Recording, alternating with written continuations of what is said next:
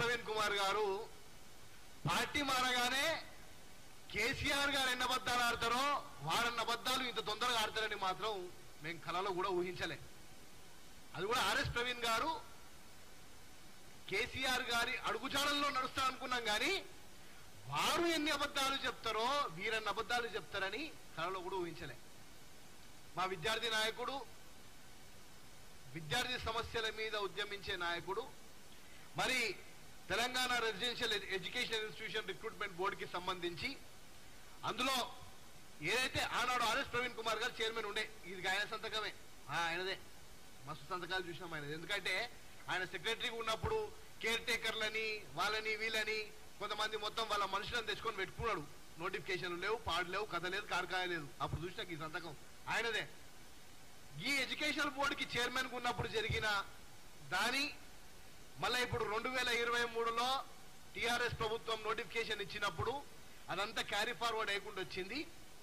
మీ హయాంలో జరిగినప్పుడు మీరు దాన్ని మార్చుంటే విద్యార్థుల బతుకులు బాగుండే అని మా వాడు ఏదో ఆ బాధతోని విద్యార్థుల సమస్యలు, నిరుద్యోగులను ఏదో విధంగా ఈ ప్రభుత్వంలో భర్తీ చేయాలన్న బాధతోనే. అంటే ఓ ఆయన ఇక చూడాలి మొత్తం ఇక ట్విట్టర్ అంతా, అంటే ట్విట్టర్ దగ్గర జాయిన్ అయ్యాడు కదా కేటీఆర్ దగ్గర, ఇక ట్విట్టర్లో వాటి పెట్టిండు, మీరు చదువుకున్నారా లేదా భయ్యా, ఏమని పెడతారంటే బల్మూర్ అన్నా మీరు చదువుకున్నారా లేదా, మీరు చదువుకున్నోలేనా లేకపోతే కాపీలు కొట్టిర్రా, చిట్టీలు కొట్టిర్రా. ఉన్న సమస్య అసలు అది ఆయన తీసుకునే రాలేదని చెప్పి ఆయన ట్విట్టర్లో పెట్టిండు. ఇప్పుడు మామిడి బట్టలు కూడా తీసి ఇలా పెట్టిండు. ఎందుకు ఇవ్వండి? అరే మీరు చేసిన తప్పులేందో అందరికి తెలిసినే. తెలంగాణ రాష్ట్ర ప్రభుత్వము ఏదైతే కేసీఆర్ గారి నాయకత్వంలో దళితులను విచ్చలవిడిగా లాకప్ డెత్తులు చేస్తుంటే, ఇవన్నీ చేస్తుంటే మీరు స్వేరో అని ఒక సంస్థ స్థాపించి మీరు ఒక సామ్రాజ్యం ఏర్పాటు చేస్తుంటే ఇంటెలిజెన్స్ వ్యవస్థ లేదు, ఏది లేదు. కేసీఆర్ గారే ముమ్మాటికి 100కు 100% ఆర్ఎస్ ప్రవీణ్ గారిని బీఎస్పీలో జాయిన్ చేయించింది ఆయననే, ఆయనతో పోటీ చేయించింది ఆయననే.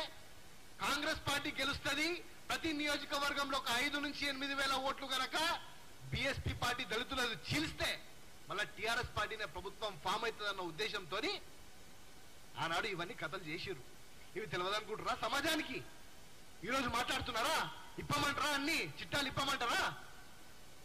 ఆనాడు దివంగత నేత పరిటాల రవి గారి హత్య జరిగిన తర్వాత ప్రాణాలు అరిచేతులు పెట్టుకొని బిక్కు బిక్కుమంటూ వస్తే ఇదే కాంగ్రెస్ ప్రభుత్వం మిమ్మల్ని తెచ్చి హైదరాబాద్ లో పోస్టింగ్ ఇచ్చింది. ఎందుకు ఈ కాంగ్రెస్ పార్టీ ఇప్పుడు వచ్చి ప్రభుత్వంలోకి వచ్చి ప్రజలు స్వేచ్ఛావాయులు పీలుస్తుంటే, ప్రజలు ఇప్పుడిప్పుడు రిక్రూట్మెంట్లు చూస్తుంటే, వాళ్ళకి ఆర్డర్లు వస్తుంటే ఇంత కడుపు మంట ఎందుకని అడుగుతున్నా. దయచేసి ఏదైతే మీరు మాట్లాడిరో కల్వకుంట్ల కవిత గురించి మాట్లాడిరు, మీరు ఈ లిక్కర్ స్కామ్ చాలా పెద్ద స్కామ్, 100 కోట్లు ఎరేసి 1000 కోట్ల దాకా లాగే ప్రయత్నం చేసిరు. మరి పోయి మళ్ళా తిహార్ జైల్లో పోయి కవితను కలవనీకే తిహార్ జైల్లో బయట నిల్చొని ఆమెను కలిసేసి వచ్చింది. సమాజానికి మీరు మొహం ఎట్లా చూపించగలుగుతారని అడుగుతున్నా. ఈరోజు ట్విట్టర్లో మాట్లాడడం కాదు, మీరు సమాజానికి మొహము ఎలా చూపించగలుగుతున్నారని అడుగుతున్నా. బహిరంగ చర్చకు సిద్ధం రండి, ఎల్బీ స్టేడియంలో నింపుడు కాదని మా ముఖ్యమంత్రి గారి మీద మీరు ట్వీట్ పెట్టిర్రు. మా ముఖ్యమంత్రి గారి గురించి మాట్లాడే నైతిక అర్హత మీరు ఏనాడో కోల్పోయినరు. ప్రజలు మిమ్మల్ని ఎమ్మెల్యేగా తిరస్కరించారు, అటు ఎంపీగా తిరస్కరించారు. దళితులే మిమ్మల్ని చీగొట్టిరు. బీఎస్పీకి రాష్ట్ర అధినేతగా మీరు ఉండగా మీరు మొత్తం నియోజకవర్గాలు పోటీ చేస్తే ఎక్కడ డిపాజిట్లు రాకుండా అడ్డగోలుగా ఓడిపోయారు. రాష్ట్రంలో దళితులు కూడా మిమ్మల్ని నమ్మట్లే. కనీసము మేము వీటినన్నింటినీ సరిదిద్దుదాము, మీరు చేసిన తప్పులను సరిదిద్దుదాం అనుకుంటే అడ్డగోలుగా మాట్లాడితే మాత్రం చూసుకుంటా ఊరుకునే ప్రసక్తి లేదు.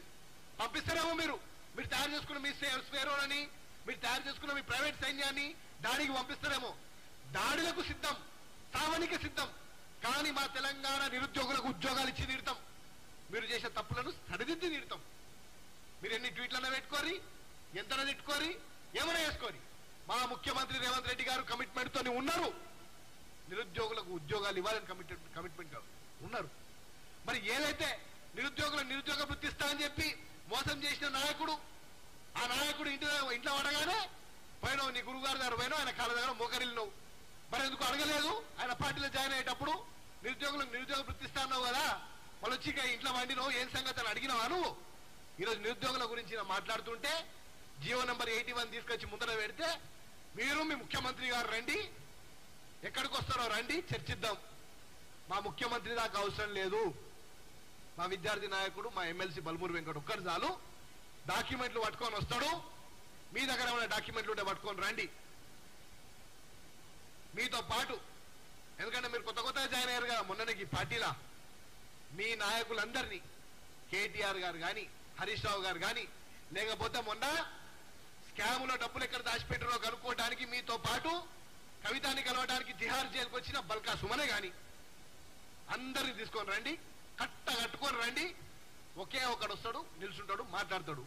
దయచేసి ప్రభుత్వము మీద బురద జల్లే కార్యక్రమం ప్రయత్నం చేస్తే ఊరుకునే ప్రసక్తులలో లేము. మరొకసారి చెప్తున్నాము, ఎట్టి పరిస్థితులలో కూడా ఉపేక్షించే పరిస్థితే లేదు. ఎవరు ఎంతటి వారైనా, ఎవరు ఎంత ప్రజలను తప్పుదోవ పట్టించే ప్రయత్నం చేసినా వారిని ప్రజాక్షేత్రంలో వదిలే ప్రసక్తి లేదు.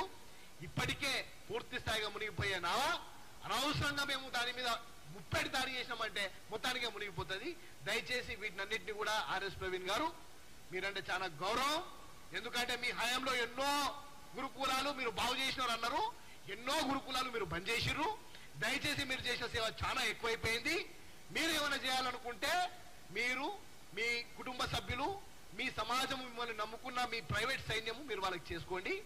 మేము మా దళితులకు, మేము మా నిరుద్యోగులకు చేసుకోవడానికి మా దగ్గర శక్తి ఉంది, తప్పకుండా చేస్తాం. మా వాళ్ళకి ఏమన్నా అయితే కూడా వాళ్ళకి అండగా నిల్చోడానికి మేము ఉన్నాం. మీరు అంత కష్టపడాల్సిన అవసరం లేదు. మీరు ఇచ్చిన వాటిని మరొకసారి మీరు సరిదిద్దుకోండి.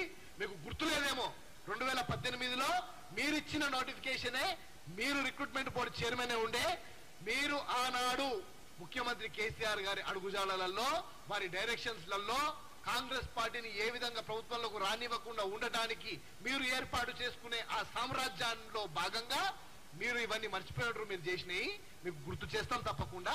వీటన్నిటిని కూడా వెంటనే మీరు విరమించుకోవాలి. ప్రభుత్వం మీద బురద జల్లే కార్యక్రమం వెంటనే విరమించుకోవాలి. ఇటువంటివి చేస్తే మాత్రం ఊరుకునే ప్రసక్తి లేదు.